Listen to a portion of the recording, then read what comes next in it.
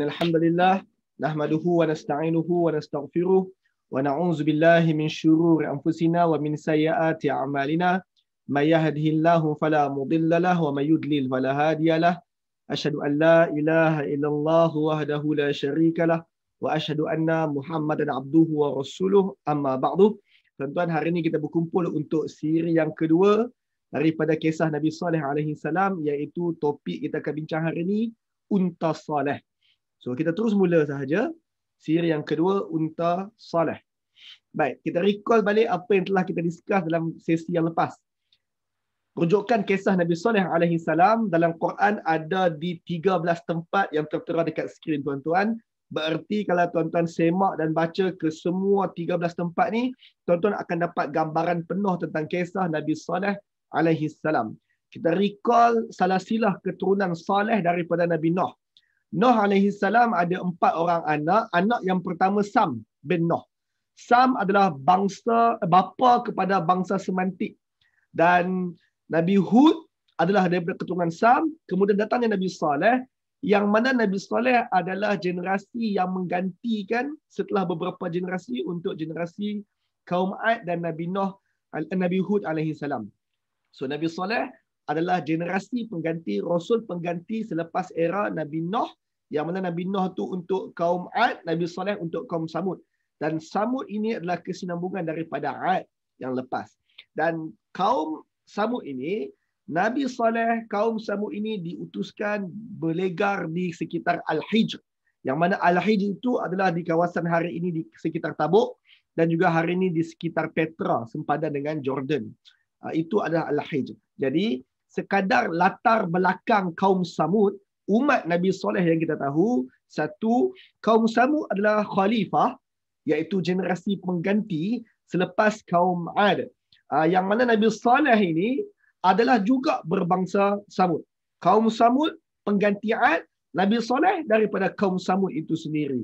Dan kaum Samud ini digelar Ad as-Sani. Kaum Ad dulu digelar Ad al-Ula, Ad yang terawal ataupun Ad yang pertama. Kaum Samud ini digelar Ad as-Sani, Ad yang kedua. Kerana mereka meneruskan legasi Ad, kan? Maka mereka digelar Ad as-Sani, Ad yang kedua. Dan mereka tinggal di kota Al-Hijr. Bila sebut Ad as-Sani, Ad yang kedua, ciri kaum Ad yang penting adalah ini, iaitu kegergasian mereka. Mereka ni bertubuh sadar lah, bertubuh sasar. Kaum Ad dan Ad al-Ula, Ad yang terawal, memang sangat-sangat gegasi. Tapi kaum Samud ini selaku Ad as-Sani, mereka masih gegasi, tapi mereka taklah sergegasi generasi Ad yang awal. Mereka masih gegasi, cuma mereka ni dah kurang besar sikit lah. Cuma mereka masih besar. Dan ini adalah sisa-sisa peninggalan kaum, ini adalah kota Al-Hijr hari ini masih ada lagi, iaitu hari ini digelar sebagai Madain Saleh. Madain Saleh di Arab Saudi. Masih ada sampai hari ini lagi. Kota Al-Hijr, peninggalan kaum Ad. Kaum Samud, maaf. Sesi yang lepas kita bincang tentang pemberian Allah kepada kaum Samud. Allah beritahu dalam kelas yang lepas, Allah telah letakkan kaum Samud ini di satu lokasi dan juga di satu tanah yang sangat strategik, iaitu Al-Hijr. Mereka juga menjadi generasi pengganti kepada legasi kehebatan kaum Ad. Apa sahaja kehebatan yang ada pada kaum Ad, ada pada kaum Samud. Jadi, semua benda-benda yang kita sebut tentang kehebatan Ad dulu, juga menjadi kehebatan kaum Samud. Sebab ini legasi pengganti kaum Ad tersebut. Dan kelebihan berbanding Ad yang awal, Ad as-Sani ini Allah sebut, mereka ada kemahiran mendirikan istana-istana yang hebat-hebat, mantap-mantap di tanah-tanah lapang. Kaum Samud, dia adalah kesinambungan kaum Ad. Segala kelebihan kaum Ad ada pada kaum Samud. Cuma kaum Samud ada 2 kelebihan tambahan, iaitu nombor 3 dan nombor 4. Mereka berkemahiran bina istana-istana di tanah lapang, dan mereka juga berkemahiran memahat gunung ganang menjadi tempat-tempat kediaman. Yang tu tambahan lah. Itu tambahan. Sekarang, kelas yang lepas kita berakhir dengan isu ini. Surah Asy-Syu'ara 153 sampai 154. Kita berakhir dekat situ kelas yang lepas.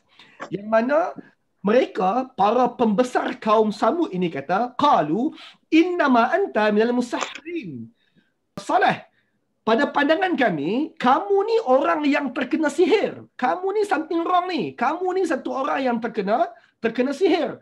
Ma anta illa basharun misluna. Engkau duk cakap lebih-lebih, engkau duk dakwah kami lebih-lebih ni, sedangkan engkau tu cuma satu orang lelaki biasa je pun. Fa'ti bi ayatin in kunta minas sadiqin. Macam ni lah Hud. Kau bawa lah ayat. Kau bawa ayat. Ayat ni tuan-tuan, perkataan ayah merujuk kepada keterangan. By the way, kesilapan besar kalau orang Melayu dengar perkataan ayat, dia terjemah ayat bahasa Melayu. Actually bukan. Ayat ataupun ayah bahasa Arab equal to keterangan. Keterangan ini tuan-tuan, ini nak explain perkataan keterangan. Kita bercakap adalah kita menerangkan. Kita bercakap adalah satu bentuk keterangan. Tapi yang dimaksudkan oleh Quraisy pada zaman Nabi Muhammad dan juga yang dimaksudkan dengan ayat pada sudut pandang kaum Samud ini bukan bercakap. Sebab isu bercakap ni Nabi Muhammad dah cakap lama, Quraisy tak berhati.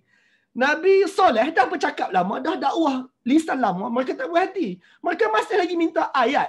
Jadi, fahamlah kita, ayat yang mereka minta bukan dalam bentuk verbal, tapi mereka nak lihat sesuatu. Apa yang hari ini selalu kita sebut sebagai mukjizat. Saleh, kami pandang kau ni orang terkena sihir. Kami rasa kau ni manusia biasa je pun yang kau cakap lebih-lebih ni. Buktikan engkau bukan orang biasa, maka tunjuk kepada kami mukjizat. Bawakan kepada kami mukjizat. In kunta minas sadiqin. Itu pun Saleh, kalau betul engkau dari kalangan orang-orang yang benar. Maka tuan-tuan, kerana cabaran itulah kita masuk topik hari ini, mukjizat dipamerkan. Sekarang jom kita recall balik keadaan para rasul sebelum. Okey, Abang Subri. Saya nak tanya, kita recall sekejap tentang rasul sebelum. Nabi Saleh alaihi salam, kita mula dengan Nabi Nuh. Nabi Nuh dulu, ada tak Nabi Nuh tunjuk mukjizat? Ada ke tak ada? Nabi Nuh tak ada, Ustaz. Tak ada. Betul, memang tak ada. Kaum dia cabar ada, tapi dia tunjuk tak ada. Kaum Nabi Nuh dulu, dia cabar Nuh untuk tunjuk mukjizat. Tapi Nuh kata, which is Nuh jawab dengan jawapan standard lah, iaitu urusan mukjizat ni urusan Tuhan aku tak tahu. Urusan mukjizat ni urusan Tuhan aku, terserah pada Tuhan aku, tapi aku tak boleh tunjuk. Which is itu Nuh. Dan Nuh mengakhirkan dakwah dia tanpa tunjuk sebarang mukjizat. Bahtera yang terakhir itu memanglah mukjizat, tapi itu bukan mukjizat yang ditunjuk untuk meyakinkan orang. Itu Allah selamatkan Nuh. Itu cerita lain. Bahtera itu bukan mukjizat yang dimaksudkan. Kemudian Abang Subri, Nabi Hud alaihi salam. Nabi Hud Allah ada tunjuk mukjizat tak? Nabi Hud ada tunjuk mukjizat tak? Tak ada juga. Tak ada juga, betul. Nabi Saleh juga, Nabi Hud juga tak ada mukjizat dia tunjuk. Dan kalau tuan recall memang tak ada. Akhirnya kaum Ad dimusnahkan. Itu sahaja. Langsung tidak ada mukjizat yang ditunjukkan. Nabi Saleh alaihi salam barulah isu tunjuk mukjizat ni ada. Nabi Saleh alaihi salam. Maka apabila mereka minta untuk ditunjukkan mukjizat, maka Allah pun tunjuk mukjizat tersebut dengan ditunjukkan unta Allah. Tuan, realitinya dalam Quran Allah tak memanggil unta itu dengan unta Saleh. Sebaliknya Allah memanggil unta itu sebagai naqatullah. Allah panggil dengan unta Allah. Dalam kes Nabi Saleh alaihi salam, Allah buat sesuatu yang sangat berbeza dengan Nabi Nuh lepas, dan Allah buat sesuatu yang sangat berbeza dengan Nabi Nuh dan juga Nabi Hud yang lepas. Iaitu apabila mereka cabar dan berkali-kali cabar, akhirnya Allah tunjukkan mukjizat itu dengan Allah hantar unta Allah. Bukan unta Saleh, tapi Allah memanggil unta ini dengan unta Allah Ta'ala. Jom kita semak. Setelah mereka minta berkali-kali, akhirnya Allah menunaikan mukjizat yang mereka pohon. Akhirnya Allah hantar unta Allah. Surah Al-Qamar Allah sebut, Inna mursilun naqati fitnatan lahum. Sesungguhnya kami Allah utuskan, tunjukkan kepada orang-orang ni seekor unta betina. Naqati. Seorang seorang pula. Seekor je unta betina.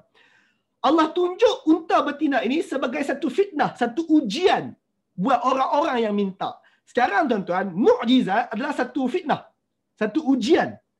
Mukjizat adalah satu fitnah, satu ujian buat orang-orang yang meminta ujian tersebut. Maka sekarang tuan-tuan, jom kita semak tentang naqatullah ni, unta Allah. unta Allah. Apa yang berlaku adalah ketika mereka minta kepada Nabi Saleh alaihi salam mukjizat, Nabi Saleh seperti biasa dia tak tunaikan. Sampailah satu hari Allah beritahu kat Nabi Saleh bahawa Saleh, mulai esok apa sahaja mereka minta tentang mukjizat itu Allah akan tunaikan. Sekarang kau pergi tanya mereka dan minta, tanya mereka nak apa, Allah akan tunaikan. Akhirnya Nabi Saleh pun open tender. Nabi Saleh kata, wahai umat sekalian, Allah nak tunaikan mukjizat kalian yang kalian minta tu, sekarang korang nak minta apa? Maka tuan-tuan, bila mereka mendengar bahawa Nabi Saleh nak tunaikan mukjizat tersebut, maka mereka pun buat lawak terhadap Nabi Saleh. Maka permintaan pertama mereka, ingat, ini para pembesar. Lebih kurang macam meeting para pembesar. Tiba-tiba seorang pembesar kata, Saleh, kami nak engkau keluarkan seekor unta keluar daripada batu tu. Dia tunjuk satu batu besar. Tuan-tuan, mereka tinggal di Al-Hijr.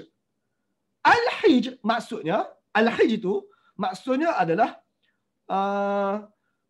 pergunungan batu. Al-Hijr itu maksudnya pergunungan batu sebab mereka dikelilingi batu kan, dan mereka mahir untuk pahat batu kan. Maka oleh sebab mereka dikelilingi batu dan mereka mahir untuk pahat batu, maka orang-orang ni minta daripada Nabi Saleh alaihi salam keluarkan seekor unta daripada batu itu. Mereka tunjuk batu mana yang mereka nak minta unta keluar. Kami nak batu tu, bukan batu lain. Batu tu kami nak minta. Saleh. Tu satu. Yang kedua Saleh, kami nak apa lagi ya? Maka orang nombor dua pula, dia kata, Saleh, kami nak unta itu unta merah. Sebab tuan-tuan, kalau tuan-tuan tengok pasal unta, jarang sangat unta warna merah. Jarang. Bahkan hampir tidak ada. Kalau tuan-tuan tengok pasal unta, jarang unta warna merah. Bahkan hampir tidak ada unta bukan warna merah. Hampir tidak ada ataupun unta bukan warna merah. Seterusnya mereka minta agar Allah Ta'ala nak keluarkan unta warna merah. Seterusnya Saleh kata, mereka minta lagi, Saleh, pertama kami nak unta keluar daripada gunung batu. Kedua, kami nak unta tu warna merah. Yang ketiga, kami nak unta tu betina dan bukti dia betina, dia kena mengandung. Kami nak unta tu betina dan unta tu mesti mengandung. So orang pertama minta unta keluar pada batu, which is benda tu pun nampak pelik dah, nampak perlekehkan Saleh. Tapi Saleh pun cantik, Saleh kata fine. Benda kedua, mereka minta unta merah. Saleh kata fine. Benda ketiga, mereka minta unta betina mengandung. Saleh kata fine. Lagi kau nak minta apa lagi? Bila mereka lihat Saleh ni macam relax sahaja, mereka tengok Saleh macam tak ada apa je pun, Saleh macam layan selamba je, maka mereka mula sambung perolok-olokkan mereka kepada Saleh tersebut. Maka mereka pun kata, okey Saleh, kami nak minta engkau keluarkan unta tersebut, unta betina yang paling besar pernah kami jumpa atas muka bumi ini. Mereka minta unta betina itu, unta betina yang paling besar kami pernah tengok atas muka bumi ini. Punyalah besar. Tuan-tuan nak sebut juga pasal unta besar ni. Kaum Saleh itu sendiri gergasi. Tadi saya sebut dah, mereka gergasi, cuma taklah gergasi macam kaum Ad. Tapi mereka masih lagi consider as gergasi. Kemudian mereka minta unta yang paling besar mereka pernah tengok. Dan kalau tuan-tuan tengok unta yang ada hari ni, unta dengan manusia, hari ni unta hari ni dengan manusia hari ni, unta besar sikit pada manusia je. Tinggi sedikit pada manusia je hari ni. So sekarang tuan-tuan boleh bayang tak unta tu pun besar dalam mana? Maka mereka minta, kami nak unta tu, unta paling besar yang pernah ada atas muka bumi. Yang pernah kami tengok, kami nak unta macam tu. Seterusnya Saleh, oleh sebab unta tu besar sangat, kami nak unta tu mampu minum seluruh air di telaga kita ni. Kami nak tahap besar dia tu, sampai unta tu kalau dia minum air dekat telaga kampung kita ni, dia boleh minum perhabis. Dan bila dia minum perhabis, susu dia kita boleh perah untuk seluruh penduduk kampung. Maka Nabi Saleh kata, fine. Lagi kau nak minta apa lagi? Maka mereka kata, okey Saleh, kami nak minta 3 tu je. Kalau kau boleh buat, okey kami beriman. Kalau betul kau boleh buat, kami beriman. Maka mendengar sahaja semua permintaan-permintaan itu, dan tuan-tuan pun tahu permintaan itu adalah permintaan yang sangat mengarut. Maka Nabi Saleh pun tanya, okey fine. Kalaulah Allah tunaikan semua benda tu, korang beriman ke? Ini penting soalan dia. Kalau Allah tunaikan semua benda tu, korang beriman ke? Maka Nabi Soleh mereka pun cakap, of course kami beriman. Of course kami beriman. Maka Nabi Soleh kata, okay fine. Esok korang tunggu kat sini. Kami akan minta kau tunggu kat sini. Set hari aku minta ke Allah Ta'ala, nanti aku roja balik. Maka pada hari yang dijanjikan tersebut, akhirnya memang betul Nabi Soleh balik. Nabi Soleh pun doa ke Allah. Allah pun set hari dia. Maka Nabi Soleh kata, okay esok mukjizat korang akan kumpul. Maka kalian pun berkumpullah dekat tempat yang korang kata unta keluar daripada situ. Ingat, batu itu, pegunungan yang mereka minta tu mereka pilih. Maka Nabi Soleh kata, esok Allah akan makbulkan permintaan korang. Korang kumpul dekat batu tersebut. Jadi tuan-tuan, apabila mereka minta dan Nabi Soleh kata on, mereka dah sangat yakin dah bahawa Soleh tak akan berjaya dan mampu. Tiba-tiba Soleh follow up. Soleh kata, jumpa pada sekian-sekian hari bulan, di tempat sekian-sekian, masa sekian-sekian. Jadi apa mereka buat? Mereka rekrut orang bawah mereka untuk pergi dengar sama-sama. Lihat sama-sama. Pada hari yang lain, sewaktu Nabi Soleh duduk berdakwah, kaum dia tak mau main dengar. Pada hari yang lain, Nabi Soleh datang berdakwah, kaum dia tak mau dengar. Bahkan para pembesar ni halang orang daripada dengar Nabi Soleh. Tapi pada hari Nabi Soleh kata esok mujizat nak muncul tu, mereka rekrut orang agar pergi berkumpul di tempat itu. Sebab mereka yakin bahawa Nabi Soleh akan kantoi. Maka mereka rekrut orang berkumpul dekat tempat yang sepatutnya pada hari tersebut. Maka bila berkumpul ramai orang, ingat Nabi Soleh tak kumpul orang, para pembesar ni yang kumpul orang untuk lihat. Dan akhirnya Nabi Soleh pun kata, korang ingat apa korang dah janji, korang minta sekian. Dan kalian janji bahawa kalau Tuhan tunjuk, kalian akan beriman. Ingat. Maka para pembesar kata, Soleh, kau senyaplah Soleh. Tak payah cakap banyaklah. Kau tunjuk je kami beriman. Maka Allah arahkan Nabi Soleh untuk angkat tangan dia dan tunjuk dekat satu batu. Satu batu yang ditunjukkan tu lah. Maka Nabi Soleh pun angkat tangan dia dan tunjuk dekat batu tersebut. Tunjuk saja dekat batu tersebut, batu tersebut pun berpecah, pecah gila-gila, dan keluarlah unta yang paling besar yang pernah mereka tengok. Dan unta tu sebiji sama macam yang mereka minta. Apa mereka minta tadi tuan-tuan? Unta keluar daripada gunung batu, unta merah, betina dan mengandung, unta paling besar. Tadi tuan-tuan, bila mereka sebut pasal unta paling besar, mereka kata unta tu punya besar, boleh minum air telaga. Ingat isu tu? Kemudian boleh perah susu dia cukup untuk seluruh orang kampung. Itu mereka cabar. Bila mereka cabar, unta tu pun keluar, unta paling besar, unta merah mengandung. Maka sekarang Nabi Soleh kata, dulu korang minta. Dan korang juga minta pasal isu minum tu. Okey? Oleh sebab korang yang minta isu minum tersebut, jom kita settlekan isu minum tersebut. Dan ini cara settle dia. Maka Nabi Soleh pun kata, qala hazihi naqatun. Ini adalah seekor unta betina, which is yang korang minta sangat tu. Oleh sebab korang minta dia paling besar lah apa bagai, maka laha syirbun walakum syirbun yaumin ma'lum. Maka untuk unta betina ni giliran dia minum, dan juga untuk kalian giliran untuk kalian minum. Yaumin ma'lum, pada hari yang masing-masing dah maklum. Masing-masing dah tahu. Maksudnya tuan-tuan, Nabi Saleh dengan mereka buat agreement, hari ini unta tu minum, esok unta tu tak minum, korang pula minum dekat telaga tersebut. Poin dia, mereka rotate hari. Hari Ahad unta minum, hari Isnin mereka minum. Hari Selasa unta minum, hari Rabu mereka minum. Khamis unta minum, Jumaat mereka minum. Mereka rotate hari. Which is, korang yang minta macam tu. Bila korang minta Allah tunaikan, dan itu apa korang kena buat? Iaitu rotate hari. Ini unta betina, untuk dia giliran minum, macam yang korang macam yang korang minta. Fadharuha ta'kul fil ardillah. Maka biarlah unta ini untuk makan di bumi Allah ini. Bermaksud, pada hari dia minum di telaga, korang jangan kacau langsung. Biar dia untuk minum tersebut. Dan isu makan. Sama juga bila unta ni pergi makan di mana pun, biar dia makan. Berarti bila unta ni pergi dekat satu padang ragut, contoh.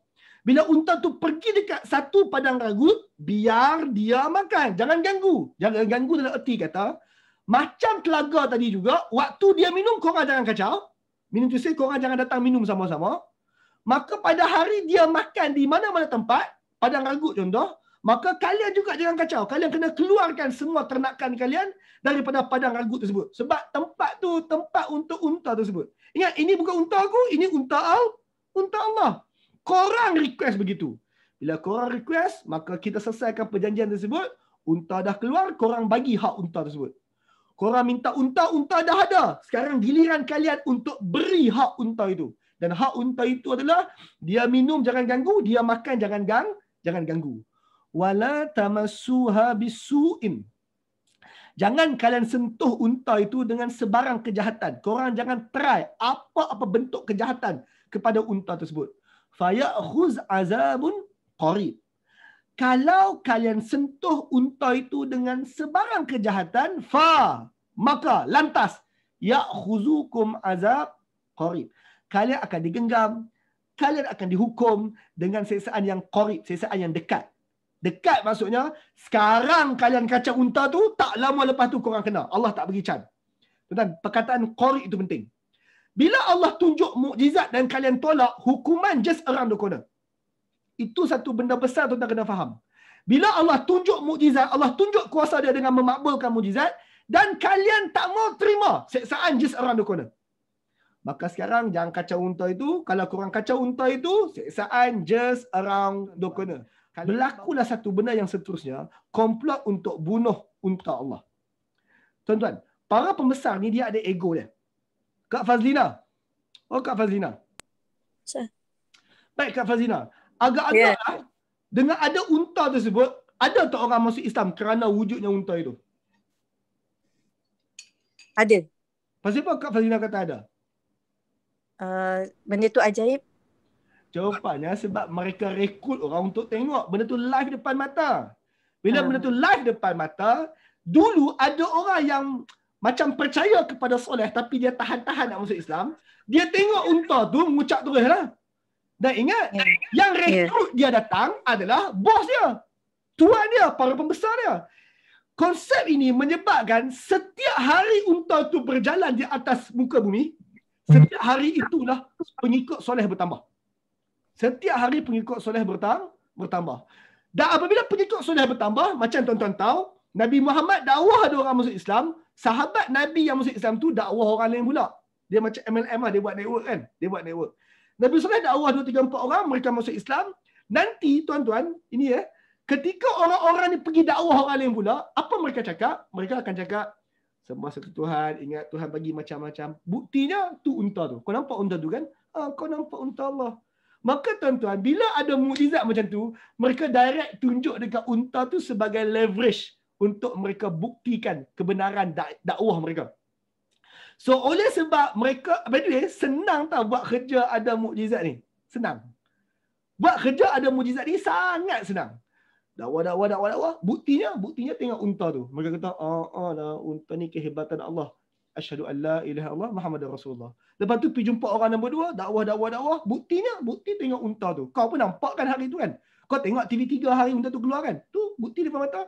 Kau boleh pegang, kau boleh tengok. Dan tuan-tuan, orang-orang penduduk Al-Hijr ni, pada hari yang unta tu pergi minum, mereka tak ganggu. Kemudian, mereka boleh perah susu unta tu kan? Dan bila mereka perah susu unta tu, susu dia cukup untuk seluruh penduduk kampung. Berarti mereka minum susu unta tersebut. Mereka tahu, susu ni bukan campur air, ini unta betul, bukan robot, bukan whatsoever. Mereka tahu, mereka rasa. Mereka lihat dan rasa mukjizat itu.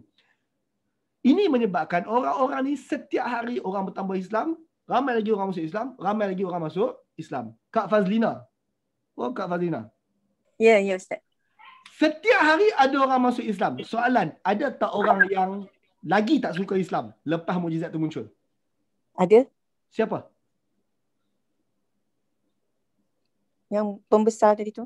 Maka tuan-tuan, para pembesar rasa tercabar. Ya. Tuan-tuan, ini isu tentang mukjizat. Mukjizat, orang yang 50-50 ataupun orang yang iman lemah. Dengar statement saya betul-betul. Orang yang 50-50 tengok mukjizat, mereka akan mengucap terus lah. Orang yang iman dia lemah, iman lemah, pun dia tengok mukjizat dan dia mengucap terus. Sebab dia nampak direct depan mata. Orang yang iman lemah pun akan terus beriman kerana melihat mukjizat. Tapi isunya dengan mukjizat ni adalah orang yang memang dah from day one tak suka, tengok mukjizat, instead of dia makin dekat, dia makin benci. Dulu sebelum mukjizat muncul, dah benci dah dekat Soleh. Lepas lihat mukjizat, benci bertambah. One of the reason benci bertambah kerana ego dia tercalar. Maka muncul satu fasa baru dalam dakwah Nabi Saleh, iaitu apabila ada komplot untuk bunuh unta Allah. Maka tuan-tuan, qalal mala'ul ladzina istakbaru min qaumihi allazi tud'ifu liman amana minhum. Kemudian para pembesar yang sombong dari kalangan kaum Soleh ini pun berkata dekat orang-orang yang lemah yang beriman daripada kalangan kaum Soleh. Ingat, orang pembesar yang sombong kata dekat orang-orang lemah yang beriman. Pembesar yang sombong kata dekat orang-orang lemah yang beriman.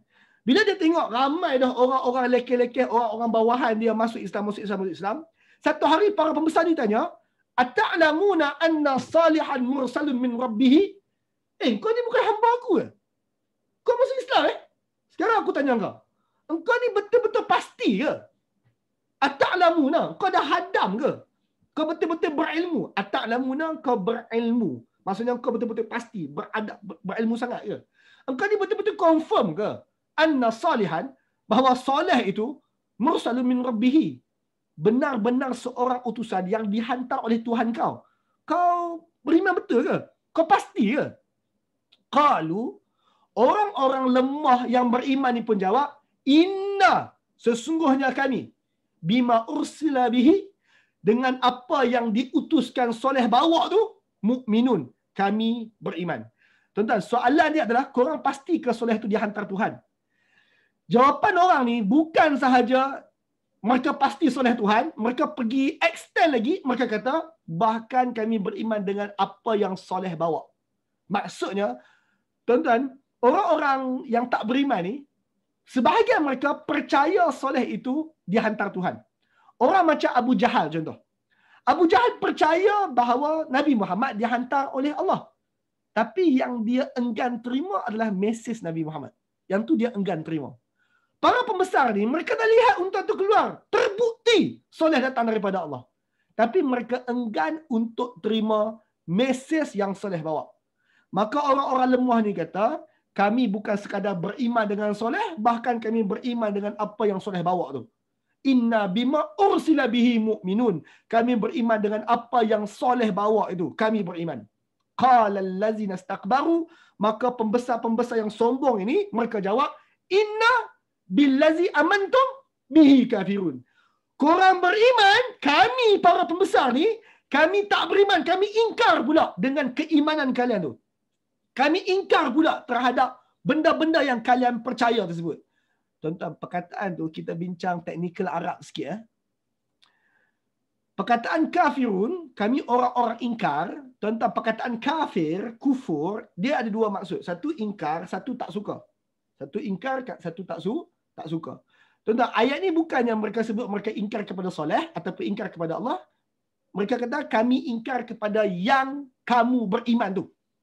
Kami ingkar dengan apa yang engkau orang lemah sedang beriman tu. Maksudnya tuan-tuan, mereka tak suka, mereka tak percaya dan mereka marah. Itu maksudnya. Sebab tu tuan-tuan, macam Bilal. Bilal orang lemah. Dia beriman dengan Nabi Muhammad dan dia beriman dengan apa yang Nabi Muhammad bawa. Apa yang Tuan dia buat dekat dia, Tuan dia benci, Tuan dia ingkar terhadap keimanan Bilal, Tuan dia pukul. Konsep yang sama dengan Nabi Saleh. Kaum Nabi Saleh yang para pembesar ini tanya kat para hamba mereka, orang-orang lemah mereka, dan orang lemah mereka kata beriman, mereka ingkar terhadap keimanan hamba-hamba mereka, keimanan orang-orang lemah mereka. Maka kita boleh teka, walaupun dia tak sebut direct to the point, bahawa orang-orang lemah ni akhirnya dia ambil tindakan. Sebab Tuhan dia bagi tak terus terang, billazi amantum bihi kafirun. Terhadap benda yang kalian beriman dan kalian percaya itu, kami ingkar, kami tak suka. Dan ketua, para pembesar ada kuasa nak buat sesuatu atas pengikut dia. Dan nanti tuan-tuan ke bawah lagi kita akan baca ayat yang menunjukkan memang mereka ada buat tindakan kepada para pengikut Saleh. Maka tuan-tuan, kazzabat samudu bitarwaha, kaum Samud telah mendustakan dengan tarwaha, dengan pemberontakan kaum Samud. Perkataan tarwaha tu penting. Tara. Tuan-tuan pernah dengar perkataan Tarut ke? Tarut. Orang yang tara, mereka adalah kita panggil Tarut. Orang yang memberontak, orang yang suka memberontak, mereka adalah Tarut. Mereka adalah pemberontak yang berontak ke atas Allah Ta'ala. Maka ayat ni kata, Kazzabat Samud. Maka kaum Samud merujuk kepada para pembesar yang ingkar ni. Kazzabat, telah mendustakan. Guna apa mereka dustakan? Bitarwaha. Dengan pemberontakan yang mereka buat. Perkataan berontak itu tuan-tuan hafal sebab sekali kita nak jumpa ayat lain. Kaum Samud yang tak beriman ni mendustakan Nabi Saleh dengan pemberontakan mereka. Izin ba'asa ashqaha. Ketika orang paling celaka di kalangan kaum Samud, para pembesar ni, berdirilah satu orang paling celaka di kalangan mereka. Ramai-ramai tersebut mereka plan untuk memberontak, untuk buat sesuatu yang melampau terhadap Nabi Saleh dan juga pengikut Saleh dan unta Allah itu. Maka ketika mereka plan, mereka bincang, mereka buat macam-macam, berdiri satu orang yang paling celaka di kalangan para pembesar tersebut. Faqala lahum Rasulullah, bila berita tentang pemberontakan, berita tentang plan yang para pembesar ni nak buat tersampai dekat telinga Nabi mereka, Rasul mereka Saleh. Faqala lahum Rasulullah, maka si Rasul Allah, iaitu Saleh itu pun berkata, naqatallah wa suqiyaha. Korang ingat sah, itu naqatallah, itu unta Allah tu. Tu bukan unta aku, tu unta Allah tu. Wa suqiyaha. Ingat itu unta Allah. Ingat perjanjian kalian terhadap makan minum dia. Ingat. Jangan cabar. Tadi aku sebut dah. Kalau korang sentuh dia dengan satu benda yang buruk, siksaan datang just around the corner, dekat. Sekarang, Nabi Saleh dapat berita bahawa para pembesar tu nak buat sesuatu yang memberontak. Kemudian Nabi Saleh dapat berita bahawa mereka nak buat itu ini terhadap unta itu. Orang yang paling celaka pun dah offer diri untuk buat benda itu. Maka Nabi Saleh kata, ingat itu naqatallah, unta Allah tu. Wasuqiyaha, ingat perjanjian kalian tentang makan minum dia. Ingat, jangan melampau. Tapi setelah diingatkan saat-saat terakhir, fa'aqarun naqah. Lalu mereka lumpuhkan unta itu. Aqar. Aqar ni tuan-tuan, kalau dalam perang, ni kita bincang perang dulu. Sebab perkataan aqar tu digunakan dalam perang. Dalam perang, aqar ni adalah mereka potong sendi. Mereka potong sendi waktu perang. Jadi waktu perang, orang akan aim leher ataupun aim tempat-tempat yang boleh mematikan. Selalunya leher lah. Dalam perang tuan-tuan, mereka selalunya pakai apa kita panggil baju besi. Dan mereka akan pakai helmet besi tu. Jadi kalau nak bunuh orang dalam perang, terutama sekali zaman dulu, mereka kalau nak bunuh orang dalam perang, mereka kena aim leher. Kalau orang tu pakai helmet besi dia, nak aim leher tak boleh. Melainkan dekat celah-celahan antara helmet dengan baju, ataupun mereka akan akal tentera tersebut. Maksudnya mereka akan potong sendi-sendi tentera tu. Dan serang sendi itu fungsinya adalah untuk, kalau orang tu pegang senjata, fungsinya adalah untuk bagi dia jatuh senjata dia. Kemudian barulah orang ni akan cabut helmet musuh tersebut dan mereka akan pancung. Maka sekarang apa yang mereka buat dekat tentera itu, Allah guna perkataan akar itu, kaum Saleh ni buat dekat unta Allah itu. Fa'aqarun naqah. Mereka telah pun melumpuhkan unta itu dengan serang sendi-sendi dia. Ingat, unta tu besar. Oleh sebab unta tu besar, apa mereka buat? Mereka ambil pedang mereka dan orang paling celaka ni adalah orang yang terlibat. Yang lain semua main support dia, tapi tangan dia yang buat, orang paling celaka ni telah pun melumpuhkan dengan potong semua 4 kaki unta tersebut. Oh, by the way, lupa saya nak sebut. Unta tu mengandung. Unta tu akhirnya melahirkan apa? Melahirkan unta yang lebih kecil, baby unta. Which is menyebabkan orang makin beriman. Maka mereka bunuh si mak, kemudian mereka bunuh juga si anak unta tersebut. Dengan cara mereka lumpuhkan, akhirnya unta tu jatuh. Lepas unta tu jatuh, mereka tikam dekat leher. Sebab unta tuan-tuan, cara nak sembelih dia potong dekat leher. Darah akan keluar kat leher. Maka mereka lumpuhkan unta tersebut, kemudian mereka sembelihkan. Fa'aqarun naqah wa'atau an amri rabbihim. Lalu tindakan mereka lumpuhkan unta itu, wa'atau an amri rabbihim. Berarti mereka derhaka perintah Tuhan mereka. Waqalu, Selepas mereka lumpur ke unta itu dan kemudian dekat baby itu pula, mereka pun kata waqalu la ya Saleh, wahai Saleh, i'tina bima ta'iduna. Saleh, kami dah bunuh unta tu. So apa lagi? Bawa mai. Datangkan siksaan yang kau janji tu. Kau kata apa? Kalau kami sentuh dia, siksaan tu datang just around the corner. Kau kata siksaan tu datang dekat, kami dah bunuh lah. Bila siksaan dia datang, kami dah bunuh lah pun. So bila siksaan datang, bawa mai siksaan tu. Tuan-tuan, i'tina. Sebelum ni mereka suruh Nabi Saleh i'til ayah. Datangkan mukjizat. Mukjizat datang, mereka tak puas hati. Sekarang mereka minta i'tina bima ta'iduna. Bawalah janji yang kau janjikan sangat-sangat tu. Kau sebut kata Tuhan nak terajang kami, bawa mai. Penerajangan Tuhan sebut, bawa mai. In kunta minal mursalin. Tu pun kalau betul engkau ni satu orang yang dihantar. Itu pun kalau betul engkau tu rasul. Kalau betul, suruh Tuhan kau terajang kami. Maka tuan-tuan, waqalu. Pasal apa mereka berani sangat?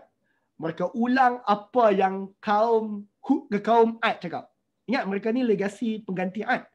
Dan mereka buat salah yang sama dengan kaum Ad. Mereka cabar seperti mana Ad cabar Hud, mereka cabar Soleh, dan mereka copy paste biji ayat kaum Ad. Mereka kata, man asyaddu minna quwwah. Siapa lebih kuat daripada kita? Siapa?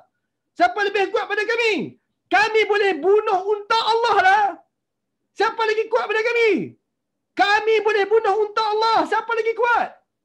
Allah komen, awalam yarau anna Allah allazi khalaqahum huwa ashaddu minhum quwwah. Orang ni tak fikir sikit ke? Tuhan yang cipta mereka, Allah yang cipta mereka, of course lah lebih kuat daripada mereka yang kuat-kuat tu. Tuan-tuan, ayat tu, man ashaddu minna quwwah, ayat tu surah Fussilat. Kalau tuan-tuan baca 2-3 ayat sebelum ayat 15, tuan-tuan akan dapati bahawa ayat tu disebut oleh kaum Ad dan juga kaum Samud. Maksudnya mereka hanya ulang kesesatan dan kesilapan yang nenek moyang mereka dah buat. Qala, Soleh pun kata, ya qaum, wahai kaum, lima tasta'jiluna bisayyi'ah qabla al-hasanah. What's wrong with all of you? Kenapa korang menyegerakan benda-benda buruk sebelum kalian menyegerakan benda baik? Apa benda baik? Benda baik adalah beriman. Benda baik adalah taat dan tunduk kepada mukjizat yang kalian minta. Itu benda baik. Tapi kaum, pasal pala kalian menyegerakan minta benda buruk? What's wrong with you guys? Kenapa kalian minta benda buruk? Kenapa kalian menyegerakan benda buruk tu? Why? Laula, alangkah baiknya tastaghfirunallah. Alangkah baiknya kalau kalian minta ampun kepada Allah. Yalah, tak apalah korang dah bunuh unta tu, tak apalah. Tapi at least sekarang sebelum siksaan datang, minta ampunlah kepada Allah. La'allakum turhamun. Moga-moga kalian taubat sebelum siksaan mai ni. Moga-moga kalian disayangi. Tahu korang bunuh unta Allah tu benda besar, benda buruk, kalian faham. Tapi Tuhan Maha Ampun, please lah minta maaf sekarang. Moga-moga kalian masih lagi disayangi. Please, please, please. Qalu, kaum mereka pun jawab, tayyarna bika biman ma'aka. Hey Saleh, kami rasa sial lah disebabkan engkau dan disebabkan orang-orang yang ada bersama engkau. Kami, kaum Samud, rasa sial sebab ada orang macam kau Saleh. Dan ada orang macam kau. Kami rasa sial. Kami rasa tak kena, kami rasa benci. Kami rasa makin lama makin tak kena hidup ni. Memang sial lah. Dulu kami boleh minum setiap hari. Sekarang sebab ada engkau dan ada pengikut engkau, kami kena kongsi tempat kami, air kami dengan si unta bangang tu. Kau memang sial. Bukan setakat tu. Dulu kami boleh makan anytime, kami boleh bawa ternakan kami makan anytime. Sekarang kami kena kongsi dengan unta tu. Betul-betul sial lah agama kau ni. Engkau memang tak guna lah Saleh. Engkau memang sial. Disebabkan engkau ada pengikut engkau, habis kota kita ni sial. Tayyarna bika wa biman ma'aka. Kami rasa kesialan disebabkan kamu dan orang-orang bersama kamu. Qala. Soleh jawab balik. Tuan-tuan, kalau tuan-tuan dengar ayat mereka tu kasar. Mereka dah lahuan Nabi Soleh dengan bunuh unta berbagai. Dan ayat ni kasar. Mereka sebut Nabi Soleh sial. Which is Nabi Muhammad pun kena ayat yang sama. Abu Lahab sebut sial tu depan kepala ya. Qala. Nabi Soleh jawab, ta'irukum indallah. sial tak sialnya kaum Samud ini, sial tak sialnya kalian itu ada di sisi Allah. Terserah terhadap Allah. Kalian sial ataupun tak sial itu urusan Allah, terserah kepada Allah. Bal antum qauman tuftanun. Bahkan kalian sebenarnya orang yang sedang diuji. Tapi kalian tak sedar pun kalian kena uji ni. Kalian boleh anggap benda ni benda sial. Unta tu bukan satu kesialan untuk kalian. Unta tu ujian untuk kalian. Mujizat tu ujian untuk kalian. Tapi kalian anggap benda tu sial. Tuan-tuan, umat Nabi Muhammad, which is bincang kita, jangan bincang umat Zabi dan Nabi, bincang kita. Tuan-tuan dapat melihat mukjizat tak tuan-tuan ni? Jawab. Tak dapat? Al-Quran. Al-Quran. Baik, terima kasih. So tuan-tuan, kita hari ni, kita ada mukjizat yang paling besar iaitu Quran. Ya, Nabi Muhammad bagi tahu mukjizat paling besar adalah Quran. Bukan bulan terbelah, bukan tongkat tukar jadi ular, bukan semua benda tu. Allah bagi tahu Nabi Muhammad, which is kita, umat Nabi Muhammad, which is kita, dapat mukjizat yang everlasting. Mukjizat yang kekal. Boleh dilihat, dipegang, dibaca sampai kiamat. So sekarang tuan-tuan, seperti mana hari ini, saya nak beritahu pasal isu saya nak beritahu pasal isu sial ni. Dalam konteks hari ni, isu sial ni lebih kurang macam ni lah tuan-tuan. Ada orang hari ni kata, aku tak tahulah, aku cukup tak sukalah bila pergi dengar kuliah tu lagi, ustaz tu baca ayat Quran terasa kat hati. Rasa sial lah. Ui, aku tak boleh lah sebab baca Quran tu tiba-tiba rasa bersalah tak pakai tudung. Rasa sial lah sebab aku baca Al-Baqarah masa Ramadan tiba-tiba rasa bersalah buat loan riba. Aku rasa macam tak kenal, tak seronok lah baca Quran ni. Lagi baca lagi rasa macam nak masuk neraka. Lagi baca lagi rasa macam ahli neraka. Aku rasa sial lah neraka ni. Tuan-tuan, point dia kat sini. Ada orang mengatakan benda yang hampir sama kepada Quran, which is itu mukjizat. Ada orang yang lagi melampau yang bagi tahu sebut kata Allah Quran tu tulis dulu tak relevan untuk hari ni. Tuan-tuan, ayat-ayat macam tu adalah ayat-ayat yang mengatakan Quran itu sial. Ini yang masalah kau masuk ma'had tahfiz belajar Quran banyak-banyak jadi macam ni. Tuan-tuan, ayat-ayat macam tu adalah ayat yang mengatakan seolah-olah Quran itu sial. Konsepnya sama. Atayarna bika wa biman ma'aka, kami pandang sial tu ada pada engkau soleh dan juga orang-orang yang bersama kau. Soleh jawab, ta'irukum indallah, isu sial-sial ni serah dekat Allah Ta'ala. Bal antum qauman tuftanun, sebenarnya kalian orang-orang yang sedang diuji tapi kalian tak sedar. So, soleh, tak payah cakap banyak soleh. Mana siksaan? Mana siksaan? Sekarang tuan-tuan, Nabi Soleh tak boleh jawab bila siksaan. Sebab dia Nabi je, dia cuma utusan. Dia tak boleh buat keputusan bila siksaan. Tapi sebelum tu dia dah bagi tahu firman Allah, siksaan just around the corner kalau korang sentuh unta tu. Unta dah sentuh. Jadi tuan-tuan berhak sangat-sangat untuk siksaan datang. Maka Jibril datang, Jibril pun bagi wahyu, maka Nabi Soleh sampaikan wahyu itu dekat umat dia. Nabi Soleh pun kata, tamatta'u fi darikum salasa ayyam. Precise, tak ada ambiguous kat sini, direct to the point sahaja. Kalian tamatta'u. Kalian bersenang-lenanglah kalian di negeri kalian ini selama salasa ayyam, selama 3 hari. Enjoy yourself dalam masa 3 hari. Zalika wa'du ghairul makdzub. Itulah janji yang tak dapat dinafi, didustakan lagi. Allah bagi tempoh kepada kalian 3 hari. 3 hari ni enjoy your last breath. Kau buatlah apa korang nak buat. Tamat ta'u, bersenang-lenanglah kalian dalam masa 3 hari ni. Lepas 3 hari, siksaan datang. Itu janji yang tak dapat didustakan lagi. Nabi Soleh direct sebut tarikh dia. 3 hari. Maka, apa mereka buat adalah, ada sebahagian pada mereka tak apalah, gelaklah macam tuan-tuan cakap. Tapi sebahagian pada mereka take serious apa yang Soleh cakap tu. Soleh berani sebut 3 hari. Jadi dalam masa 3 hari ni Soleh nak buat apa? Soleh berani sebut 3 hari. Berarti Soleh ada plan dalam masa 3 hari dia nak buat something. Ada orang yang dia dudak-dudak. Dia ada sangka buruk terhadap Soleh. Tuan-tuan, dalam masa 3 hari tu, apa yang Soleh buat adalah, dia dengan pengikut dia packing barang untuk hijrah. Apa yang Nabi Soleh buat sebenarnya, dalam tempoh 3 hari tu, Nabi Soleh packing barang untuk hijrah. Tapi, ada sebahagian mereka beranggapan bahawa mesti Soleh plan nak bunuh kita beramai-ramai ke? Ataupun apa-apalah. Sebab mesti Soleh nak buktikan dalam masa 3 hari kita mati.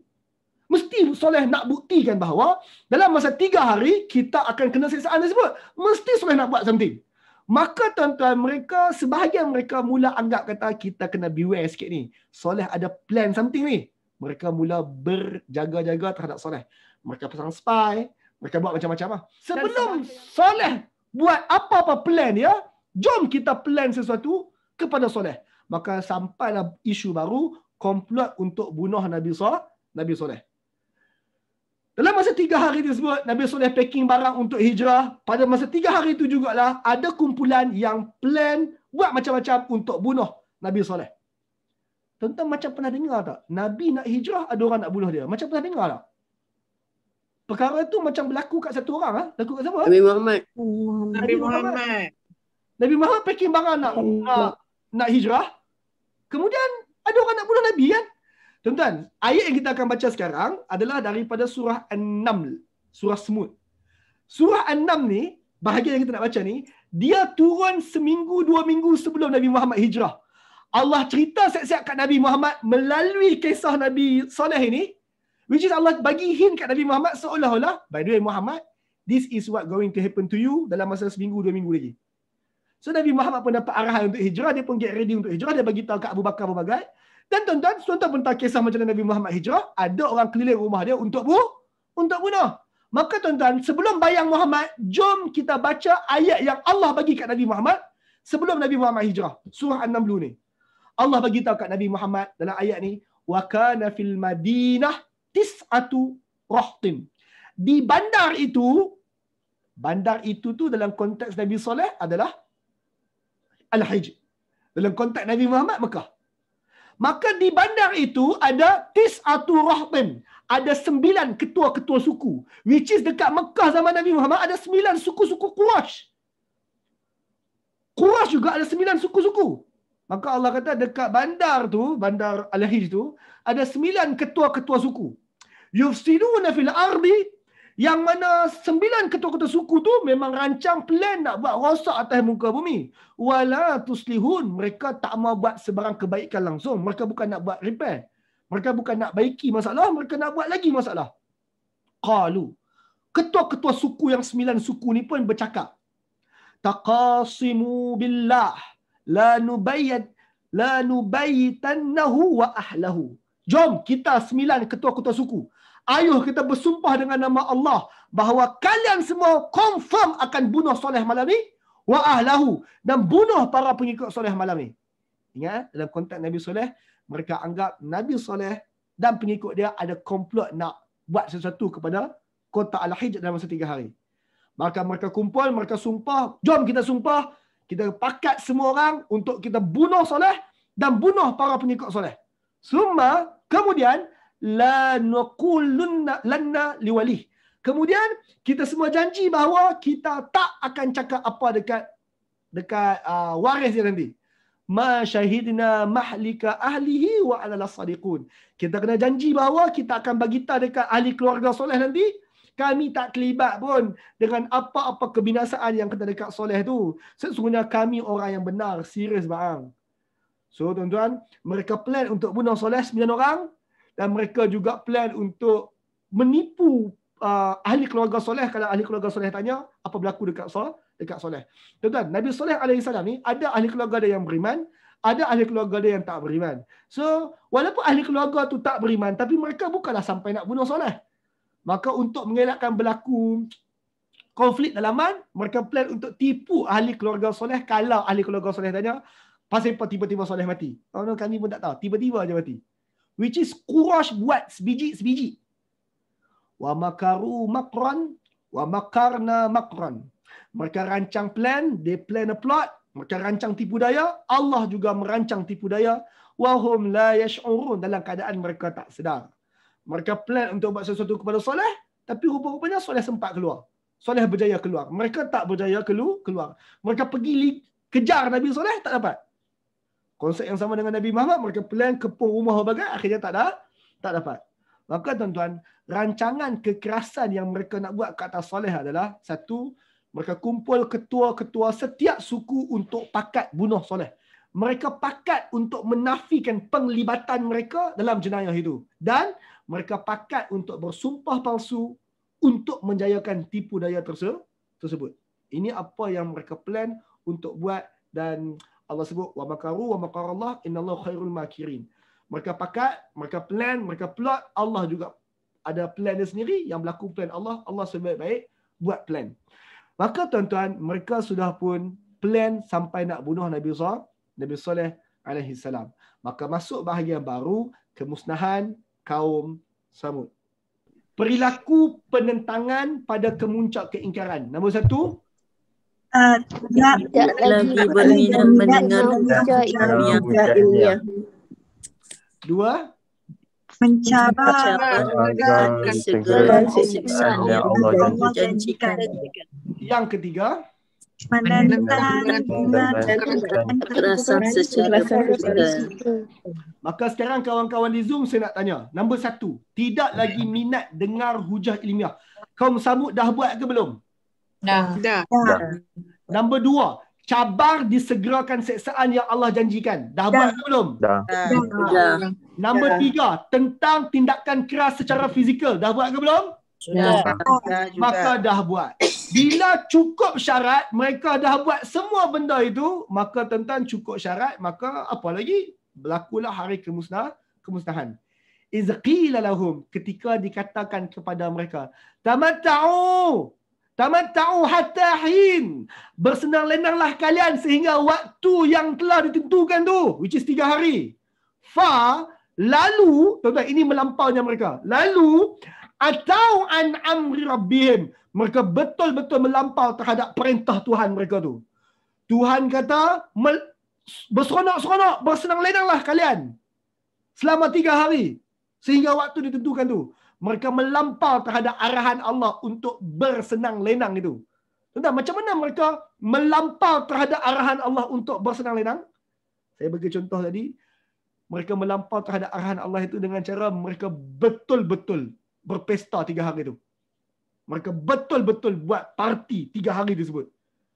Allah kata bersenang lenanglah korang dalam 3 hari, dan mereka take it literal. Fine, kau nak kami bersenang lenang, jom kita buat parti. Free drink for all. Tuan-tuan, tu parti mereka buat. Gila-gila iblis mereka ni, mereka troll ayat Allah. Allah sebut macam tu, dia take serius. Kita kena bersenang lenang sebab ini arahan Allah ni. Kau awak, tidaklah. Enjoy lah sikit. Kau nak masuk neraka ke? Enjoy sikit. Kan Tuhan suruh bersenang lenang 3 hari je pun. Relax lah. Takkan 3 hari tak boleh bersenang lenang. Enjoy. Tuan-tuan, mereka gila-gila parti 3 hari tersebut. Mereka melampau terhadap perintah Tuhan mereka. Punya melampau macam tu. Fa'amma Samud. Adapun kaum Samud. Fa'uhliku bitariyah. Kami binasakan mereka dengan siksaan yang memberontak. Tentang perkataan tariyah, berontak, tadi saya dah sebut tadi. Tadi kita sebut bila, macam mana? Tadi. Masa nak bunuh unta merah. Ya. Apa berontak tadi? Agak lihat. Fatak Waha kalau tak salah. Ayolah, apa yang berontak tadi? Tawud. Ya, saya sebut pasal Torut tu. Siapa yang Torut? Siapa yang berontak tadi? Para pembesar. Tuan-tuan, tadi Allah sebut pembesar kaum Samud ni, para pembesar mereka melampau. Mereka buat tariyah. Mereka melampau. Mereka berontak terhadap Tuhan mereka. Mereka berontak, akhirnya mereka pergi bunuh unta tersebut. Dekat sini Allah kata, oleh sebab mereka memberontak, oleh sebab mereka melampau sangat dengan cara memberontak terhadap Tuhan, maka Allah binasakan mereka dengan yang memberontak juga. Apa memberontak? Siksaan yang memberontak. Ni saya nak bagi tuan-tuan faham, Ustaz. Apa maksud siksaan yang memberontak? Kak Azian. Alalang Kak Azian buka mic tadi. Kak Azian. Saya nak tanya Kak Azian, tanah yang Kak Azian sedang duduk sekarang, sedang berdiri sekarang, tanah tu sedang memberontak ke steady je? Alhamdulillah. Steady kan? Sekarang Kak, kalau tanah yang akak pijak memberontak, apa jadi? Kelang kabut, Ustaz. Jadi gempa bumi lah, jadi kelang kabut. Betul. Akak sekarang mungkin duduk dalam aircon ataupun dalam kipas. Kena angin sepoi-sepoi bahasa. Angin tu memberontak ke steady je? Steady je. Steady. Tapi kalau angin tu memberontak, tak bernafas kak. Tuan faham ah? Cahaya. Cahaya okey je. Saya sedang dilimpahi cahaya sekarang. Tapi kalau cahaya tu terang sangat, buta mata saya. Bunyi. Tuan-tuan tengah dengar suara saya. Tuan-tuan sedang mendengar bunyi. Bunyi tu relax je, steady. Tapi kalau bunyi tu memberontak, kuat sangat, pecah gedang telinga. Point dia, di keliling kita, kita dikelilingi dengan banyak elemen yang steady. Tapi, Allah boleh tukar setiap elemen di keliling kita ni jadi berontak. Sekarang tuan-tuan, angin tak memberontak. Bumi tak memberontak. Bunyi, cahaya, semua tak memberontak. Yang memberontak siapa dia? Kaum Samud memberontak. Fine. Oleh sebab korang nak memberontak, mailah aku tunjuk sikit apa itu pemberontakan. Fa'ahliku bit-tariyah. Allah musnahkan kaum Samud, binasakan kaum Samud dengan seksaan-seksaan yang memberontak. Macam mana seksaan itu memberontak? Tuan-tuan, kaum Samud kena 3 seksaan yang memberontak. 3 seksaan inilah yang memusnahkan kaum Samud. 1, 2 dan 3. Kita baca satu-satu. Allah sebut, wa kanu yanhituna minal jibal buyutan aminin. Kaum Samud ni mereka pahat sebahagian daripada gunung-gunung sebagai tempat kediaman aminin. Mereka anggap gunung-gunung tu boleh bagi keselamatan. Mereka anggap kemahiran mereka buat rumah dalam gunung tersebut boleh buat mereka aman. Mereka anggap kata, apa boleh buat? Kami dalam gunung kot. Angin nak mai. By the way, kaum Samud dulu, kaum Ad dulu dimusnahkan dengan angin. So sekarang mereka kata, kami dalam rumah dalam batu ni. Angin nak masuk. Angin apa nak terjang kami kat sini? Fa'akhazatuhumus sayhah musbihin. Lalu kami genggam mereka dengan sayhah. Pekikan. Bunyi. Bunyi, tuan-tuan sedang dengar bunyi. Tapi kalau bunyi tu memberontak, jadi sayhah. Bunyi pekik kuat. Bunyi pekikan kuat. Bunyi tu memberontak. Musbihin pada waktu pagi. Waktu pagi hari yang keempat lah. Sebab 3 hari dah habis. Pagi hari keempat tu, bunyi suara pekikan kuat dari langit. Kau duduk dalam gunung pun, bunyi boleh masuk. Dan oleh sebab kau duduk dalam gunung, bunyi tu jadi amplifier. Jadi kuat lagi. Sebab kau duduk dalam gunung, bergema. Maka mereka digenggam dengan bunyi pekikan kuat dari langit, musbihin pada waktu pagi. Fama aghna anhum ma kanu yaksibun. Tak ada benda yang mereka boleh usaha, boleh buat untuk selamatkan mereka daripada seksaan bunyi yang memberontak tu. Nothing mereka boleh buat. Satu, Allah hantar bunyi. Cukup ke? Tak cukup. Fa'akhazathum. Lalu mereka digenggam lagi sa'iqah dengan sambaran petir. Wahum yang zurun, yang mana mereka lihat depan mata. Tuan-tuan, tadi dengar bunyi, tangan pun tutuplah telinga tersebut. Lari keluar daripada rumah dalam gunung tu. Sebab dalam gunung bunyi lagi kuat, lagi gema. Mereka lari keluar, lari saja ke tengah-tengah pekan tersebut. Tengah-tengah padang tersebut, mereka nampak sambaran petir. Mereka nampak depan mata. Maksudnya, mereka nampak petir tu datang kepada mereka satu hal. Dan mereka boleh lihat orang-orang keliling mereka. Seorang demi seorang kena sambar petir. Tuan-tuan, dalam hidup kita, kita pernah tengok video ke apakah sambaran petir. Tapi tuan-tuan, dalam ramai-ramai duduk tengah padang mungkin 3 orang kena. Sekali sambak je. Tapi tuan-tuan, apabila Allah hantar setiap orang satu sambaran petir, mereka lihat depan mata. Fa'akhazathum sa'iqah wa hum yanzurun. Mereka disambar dengan petir dalam keadaan mereka perhati petir itu datang. Wa mastata'u min qiyam wa ma kanu muntasirin. Mereka tak mampu nak bangun. Kena petir, pak, jatuh. Telinga mereka berdarah dah dengar bunyi. Kena petir pula, pak, jatuh. Jatuh, famastata'u an qiyam. Mereka tak mampu nak berdiri lagi. By the way, apa mereka buat kat unta Allah? Mereka lumpuhkan unta Allah sampai unta Allah tak boleh berdiri. Maka Allah kata, Allah hantar petir.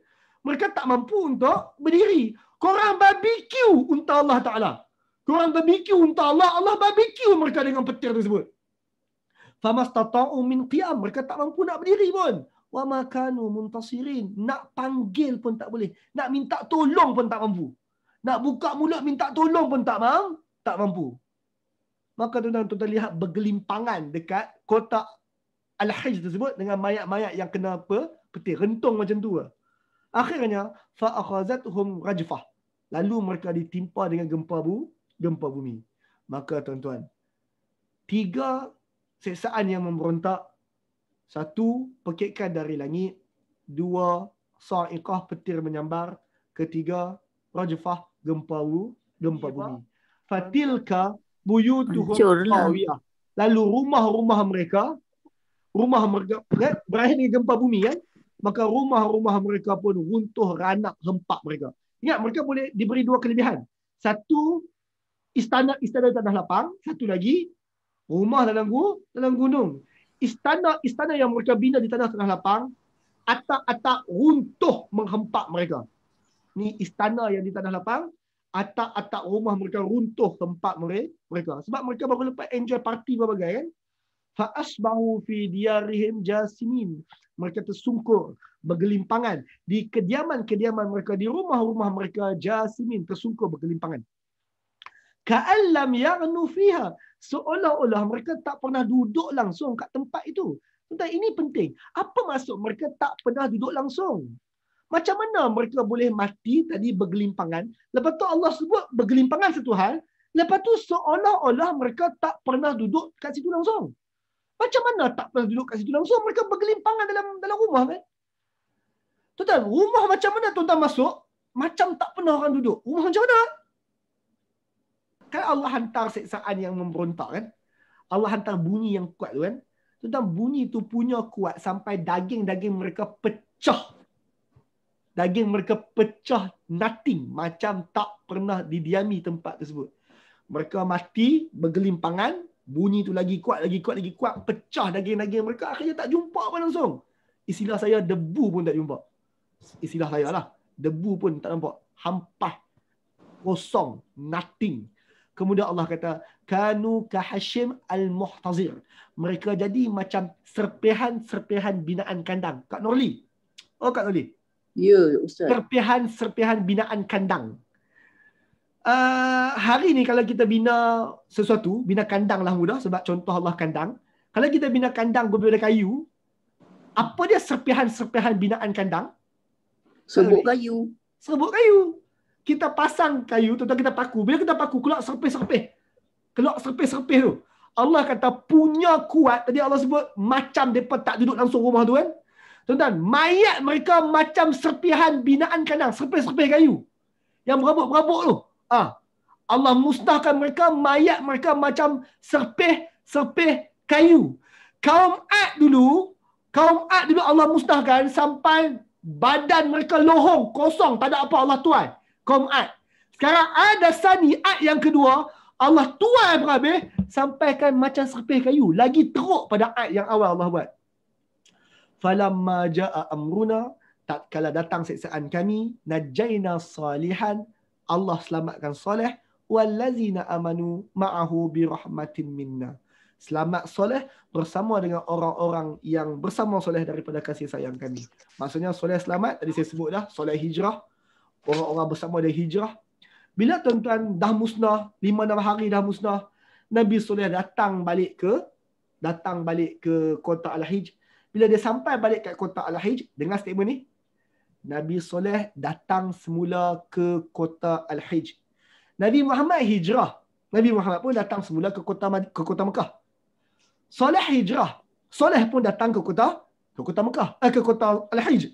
Tapi bezanya dengan Nabi Muhammad, bahagian ni beza. Nabi Saleh datang tengok kota dia musnah. Nabi Saleh pun lihat kota dia yang musnah dan juga kaum-kaum dia yang dah mati ni. Nabi Saleh pun kata najayna Nabi Saleh pun kata fatawalla anhum. Nabi Saleh pergi tengok. Lepas tengok, Nabi Saleh pun berpaling daripada mayat-mayat tu. Qala. Dan Nabi Saleh kata, ya kaum, wahai umatku, wahai kaum, laqad ablaghtukum risalati rabbi. Aku dah sampaikan dah pun semua mesej, semua perutusan Tuhan aku. Wa nasahtu lakum. Dan aku juga dah nasihat pun kalian. Walakin la tuhibbunan nasihin. Tapi itulah, korang ni tak suka kepada pemberi nasihat. Wahai kaum, aku dah nasihat dah pun. Tapi itulah, korang tak suka kepada pemberi nasihat. Tuan-tuan, ini seterusnya kita nak bincang. Tak suka kepada pemberi nasihat. Orang yang dia rasa hidup dia dah, senang cerita kata perfect, yang dia rasa hidup dia dah okey semua, masalah orang macam ni adalah dia tak suka kepada pemberi nasihat. Islam agama ad-dinun nasihah. Islam ni agama nasihat. Kita memang satu agama yang bercakap tentang nasihat. Jadi tuan-tuan, apabila orang tak suka nasihat ni, nothing kita tak boleh buat apa dah. Sebab agama kita adalah agama yang kita sampaikan dengan lisan. Kita bercakap. Agama kita adalah agama yang kita sampaikan dengan lisan.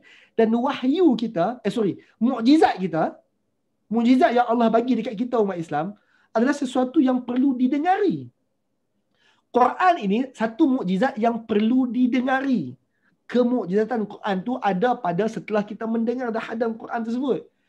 Jadi tuan-tuan, dia seolah-olah kalau zaman Nabi Muhammad tu, Nabi Muhammad belah bulan, dia seolah-olah orang tu tutup mata tak mau tengok. Mana bulan? Tak nampak bulan terbelah pun, tak nampak pun.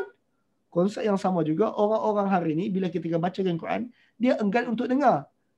Dia kata tak dengar mukjizat pun, tak nampak pun.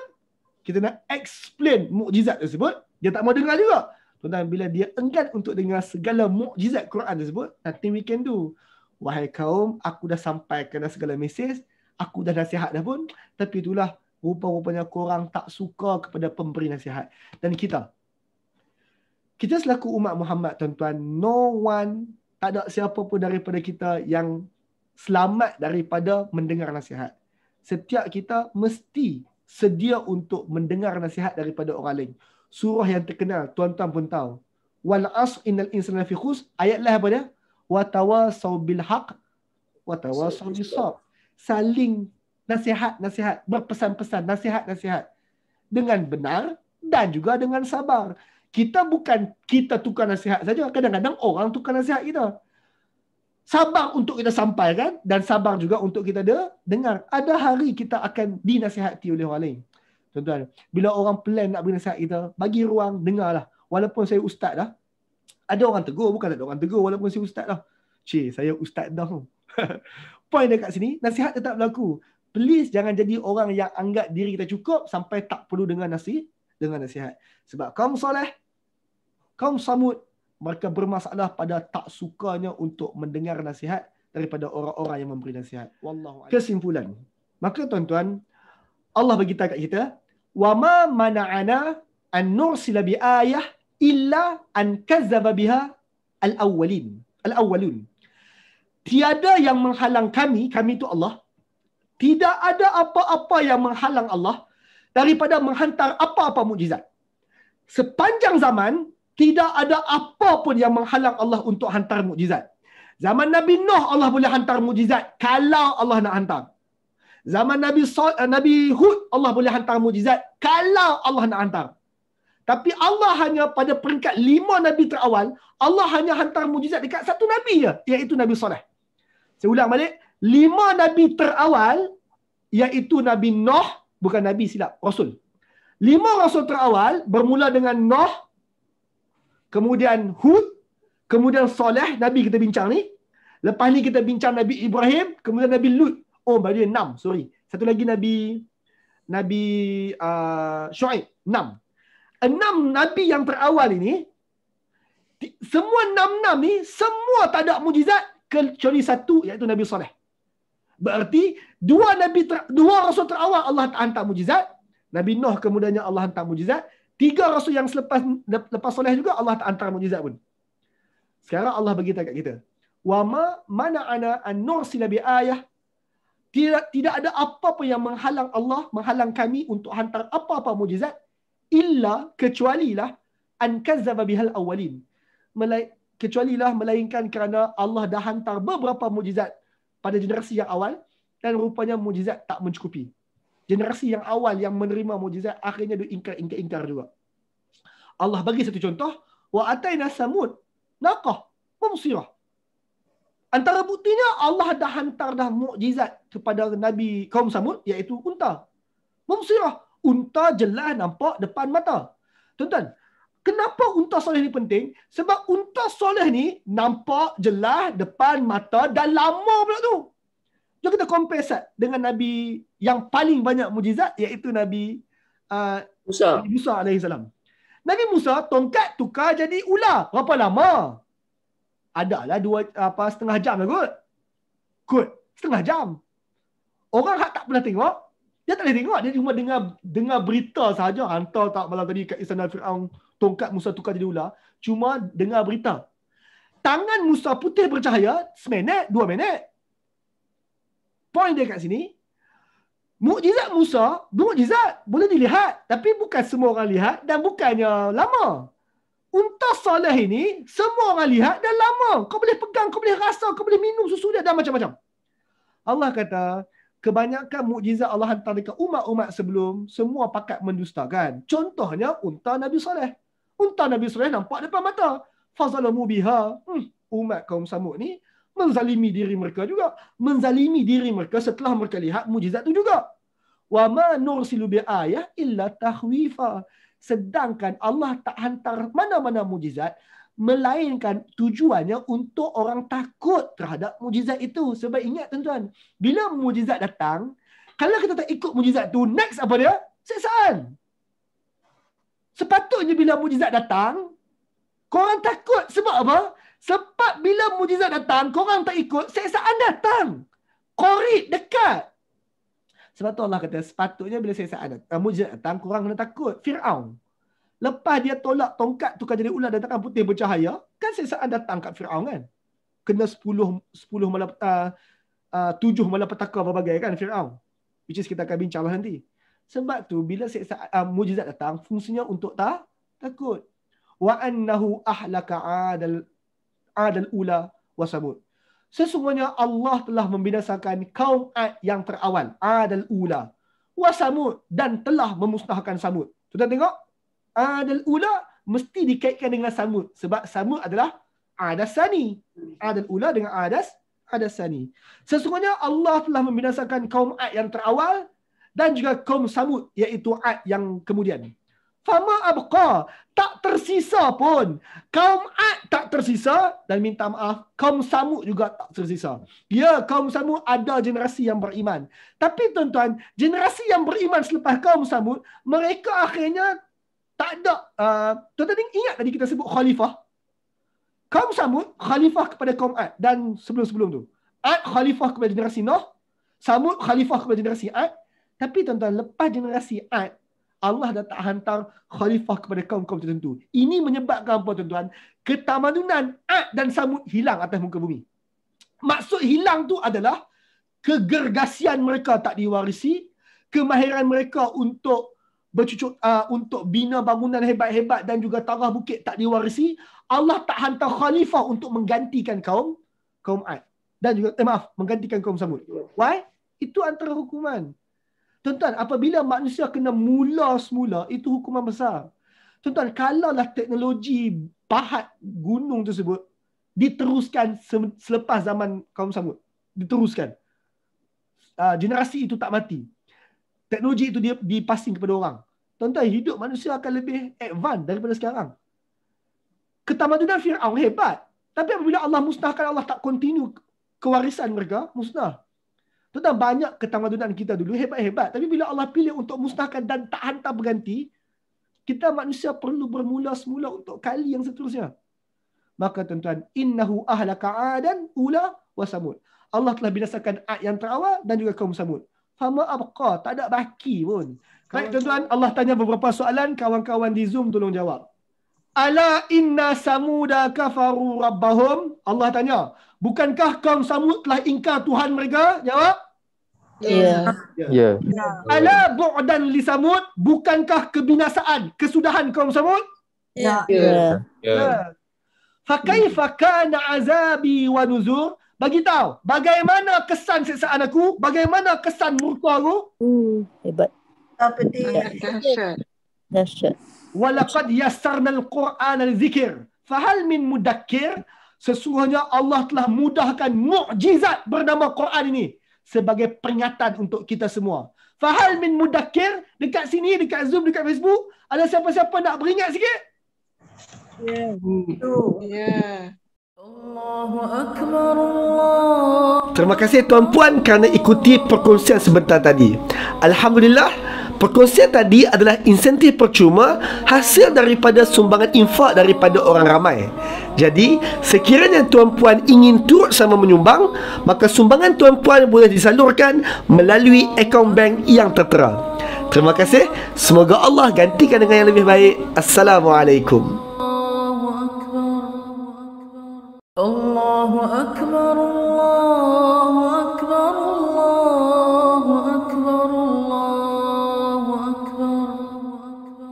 الله أكبر الله أكبر الله أكبر الله أكبر الله أكبر الله أكبر الله أكبر الله أكبر الله أكبر الله